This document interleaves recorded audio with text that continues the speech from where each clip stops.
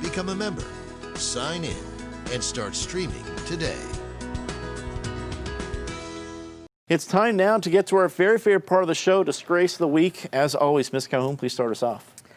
Well, I think we're going to see a lot of disgraceful discussions as we now are looking at renaming different geographic areas in Colorado, deciding on different statues that can be here.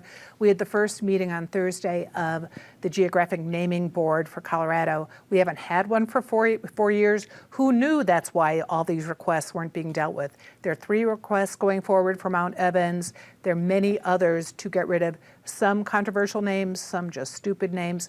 We'll see what happens. At the very least, what we'll get is some good history lessons. David. Well, a good documentary about a serious problem just premiered last night. It's called Denver in Decay, put together by radio host Stephen Tubbs. And among the people who appear in it is CIO's Penfield Tate, who's always very articulate, as always. And Westward has covered it. 25% of this, and the title tells you all about what it's about. 25% of the revenue they make from that is going to be given to the STEP program, which is a private organization in Denver that helps people who are ready to take the steps to escape from homelessness. Eric, we go to you next for your Disgrace of the Week. It is one thing to disagree with decisions, disagree with policies, but in this case, it's more a moral question. There's been a fundamental immorality to the president and his campaign this week. The idea of putting people at risk in indoor rallies in close proximity. And yes, those people are going there willingly and knowingly, but the president is the one who is paid to lead. He should know better. These ideas of indoor rallies in Arizona, Wisconsin, Nevada, etc., is shameful. This notion that is being promulgated of slavery, that stay-at-home owners or stay-at-home orders are somehow tantamount to slavery throughout history, is ridiculous on its face and also immoral. And then lastly, his statement about if you took the blue states out of COVID, that the government's done very well. Well, you don't divide America and Americans that way and say, well, some states count less than other states. The fundamental moral foundation of this whole enterprise is in question. Marie, we go to you for your Disgrace of the Week.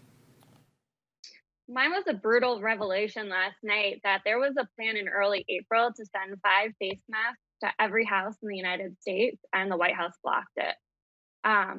This comes on the heels of Denver surpassing 2,000 deaths this week. There was brutal and beautiful profiles of some of these people who have died this weekend in the Denver Post. And to seeing that so many of these deaths could have been prevented if we had gotten face masks and information out to people, it was a huge disgrace. It's time to say something nice. We've been a little bit chatty today, so do it rather quickly. Patty? Although I agree that STEP is a great program, helped a relative of mine, let me just say this. Go downtown, go to Larimer Square, go to Union Station, go to one of those restaurants, walk around the Denver Art Museum. Yes, there are homeless issues, and there have been here for years, but Denver downtown is a very pleasant place to be right now. David?